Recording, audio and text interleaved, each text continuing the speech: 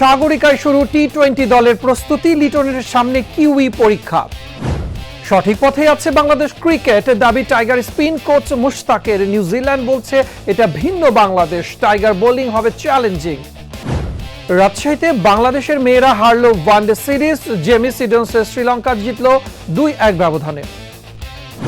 Cricket নিয়ে barrister রাশনা ইমাম শোনালেন বড় পরিকল্পনা। ববি হাজ্জাজের স্ত্রী পরিচয়ে আড়াল হচ্ছে নিজের যোগ্যতা, দুষলেন সমাজের মানসিকতাকে। বিশ্বকাপ জিততে বড় পরিকল্পনা ফ্রান্সের, দেজিরে ওলিস এমেরে বার্কোলারায় ডার্ক হর্স। দর্শক স্বাগত জানাচ্ছি কালবেলা স্পোর্টস আয়োজনে, সাথে আছি মুজাহিদুল ইসলাম। শিরোনাম জানাচ্ছিলাম, এবারে বিস্তারিত। ওয়ানডে সিরিজ জিতে মিরাজের কাজ শেষ, এবারে লিটনের পালা। টি-20তে সহজ হবে না লড়াই। সাগরিকায় সোমবার ম্যাচ ঘিরে প্রথমবারের মতো গোটা দল সারল প্রস্তুতি। কদিন আগে বিশ্বকাপে রানার আপ হয়েছে কিউইরা। 20 ওভারে ক্রিকেটে বাংলাদেশের ব্যাটিং সামর্থ্য নিয়ে বরাবরই ওঠে প্রশ্ন। এদিকে দলে যুক্ত হয়েছে নতুন মুখ রিপন সাকলায়েভ। বাকিটা দেখুন রিপোর্টে। চট্টগ্রামে টি-20 সিরিজের প্রস্তুতিতে প্রথমবার পুরো দল একসঙ্গে। লিটন দাস, পারভেজ ইমন, সাইফ হাসানদের দেখা গেল ভিন্ন স্টাইলে ব্যাটিং সানাতে। টি-20তে আক্রমণাত্মক ইম্প্রোভাইজিং শট খেলার ধরনই বের হয়ে আসলো অনুশীলনে এদিন। কখনো ব্যাট বলে ক্লিক হয়েছে, কখনো হয়নি, তবুও চেষ্টা চলমান। উইকেটের পেছনে বেশি রান তোলার চেষ্টায় ছিলেন লিটন।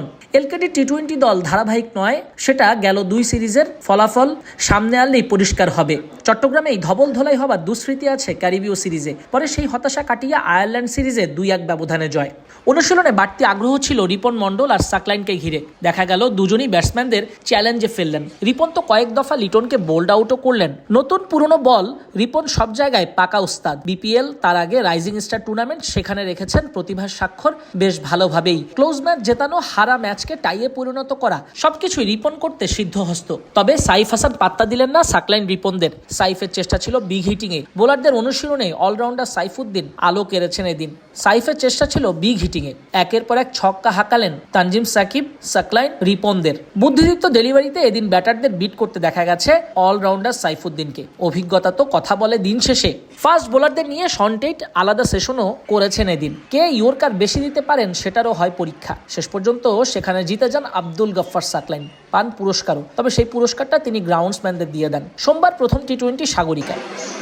নাজমুস সাকিব, কালবেলা।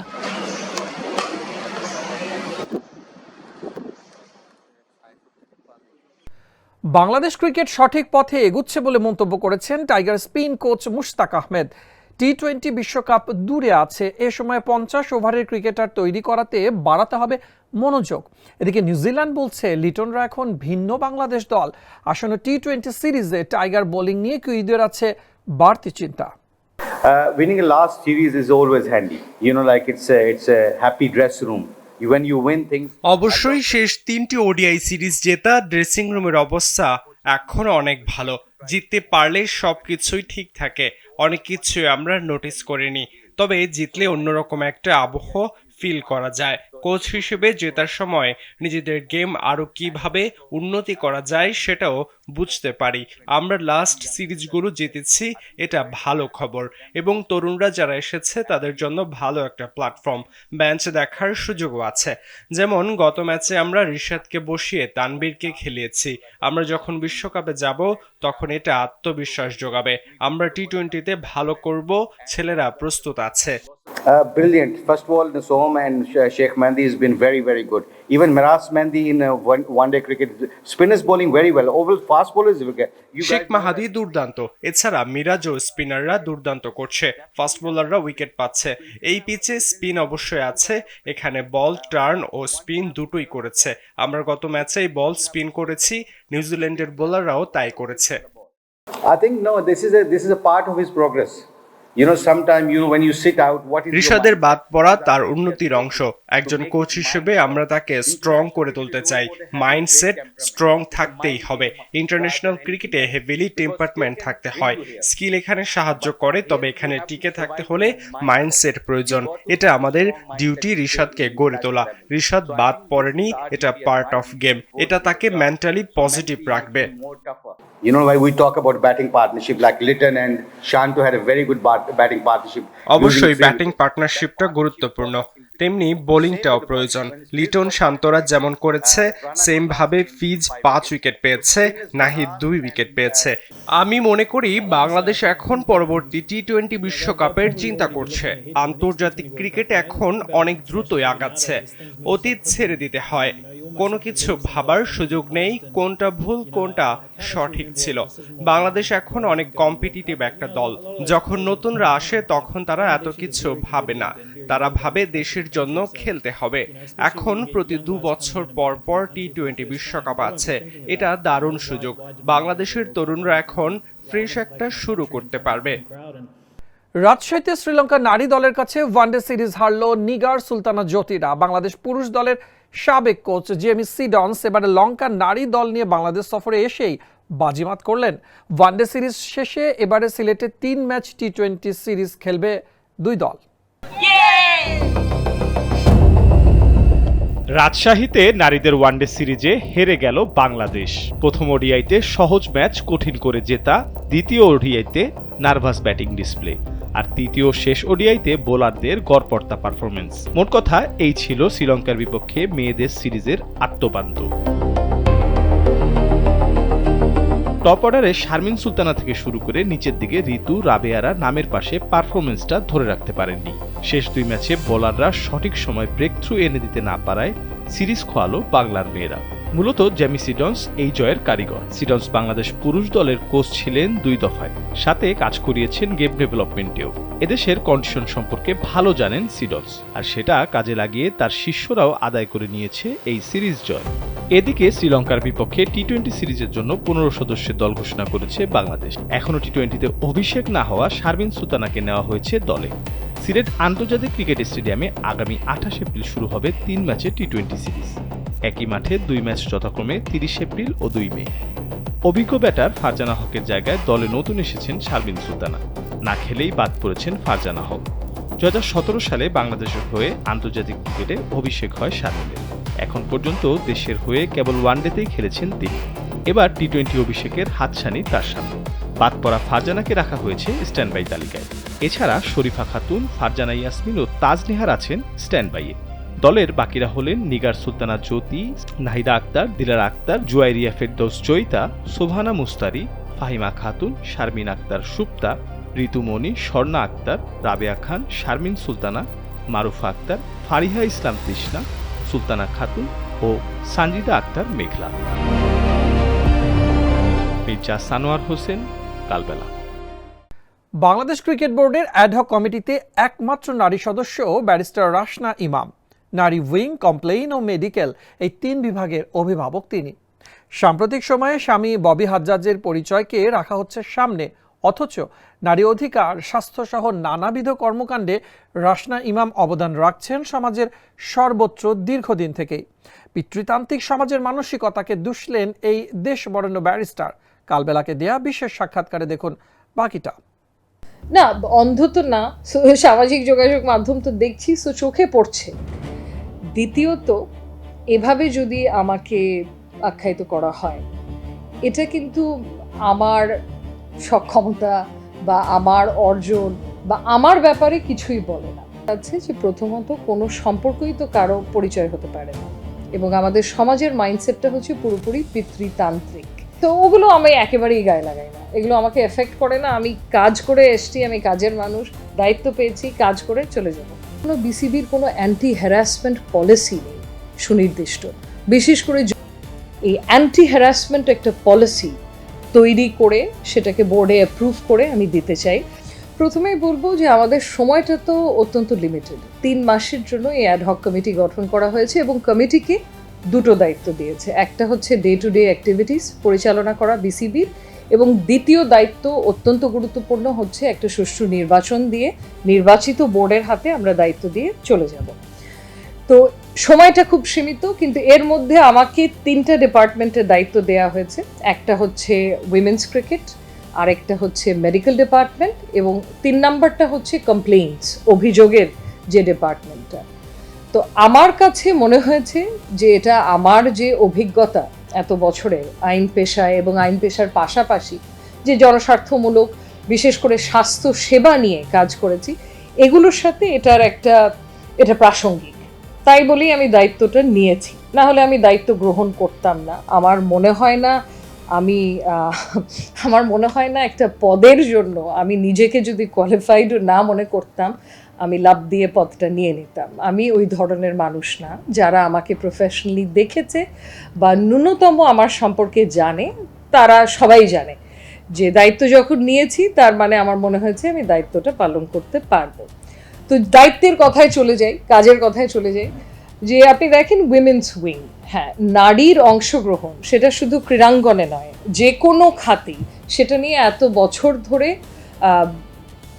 আমি বলবো যে বিভিন্ন প্ল্যাটফর্মে আমি বিভিন্ন ইনিশিয়েটিভের সাথে জড়িত ছিলাম, যে প্রত্যেকটা ক্ষেত্রে নারীর অংশগ্রহণ কিভাবে বাড়ানো যায়।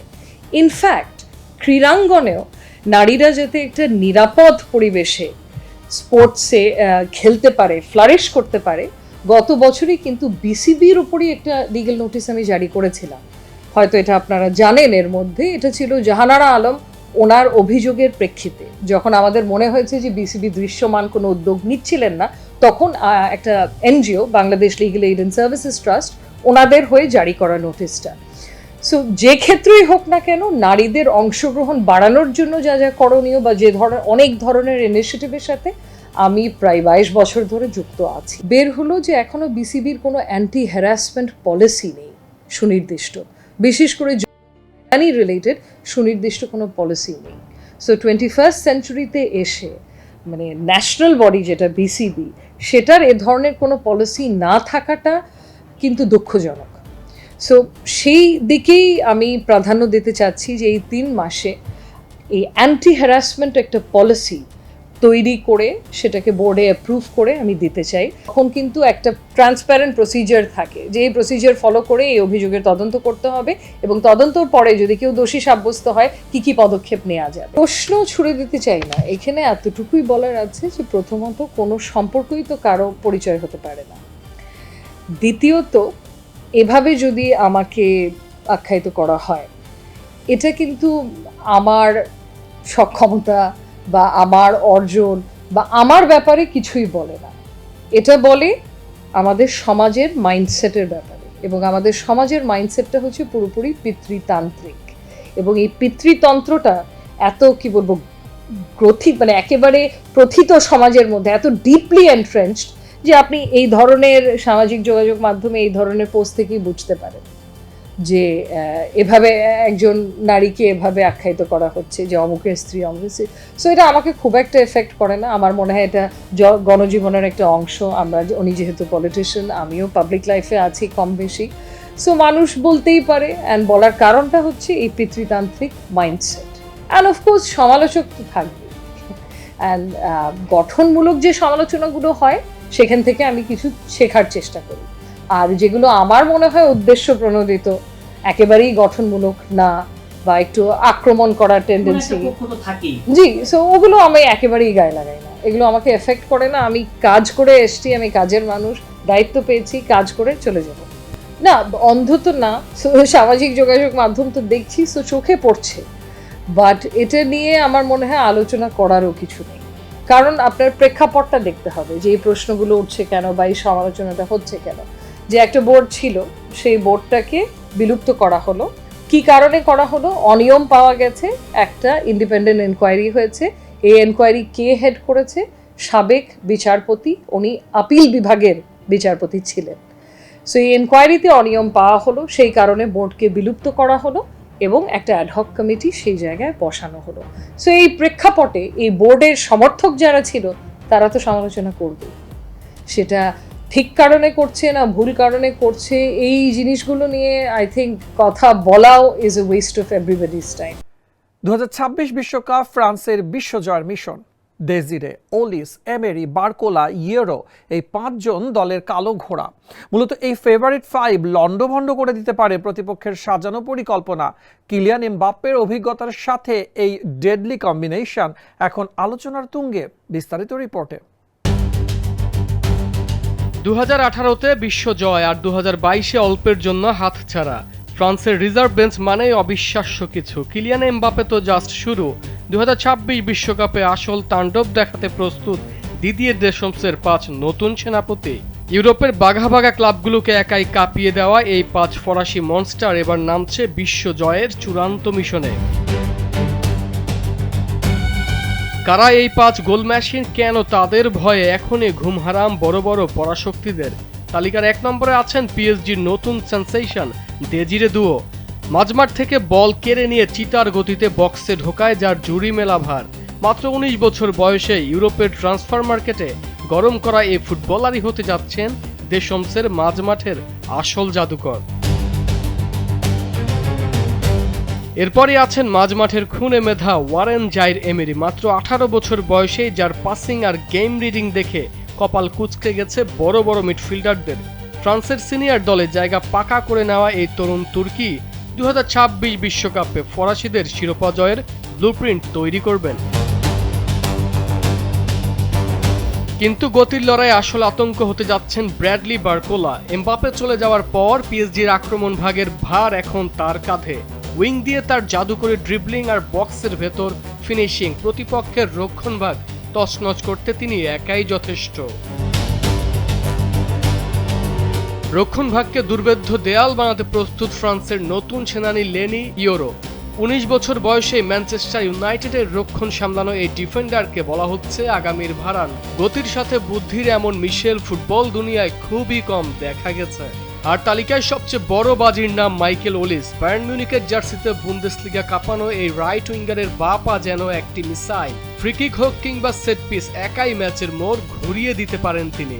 এমবাপ্পের অভিজ্ঞতার সাথে এই টকবগে যৌবনের ডেডলি কম্বিনেশন 2026 বিশ্বকাপে কি তবে ফ্রান্সের নিরুৎসব দেখবে বিশ্ব, নাকি এই 5 বিস্ময় বালকই লিখে ফেলবেন নতুন কোনো ইতিহাস?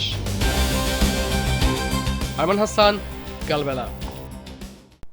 দর্শক, এই ছিল আজকের কালবেলা স্পোর্টস আয়োজনে। ধন্যবাদ এতক্ষণ কালবেলা স্পোর্টসের সাথে থাকার জন্য।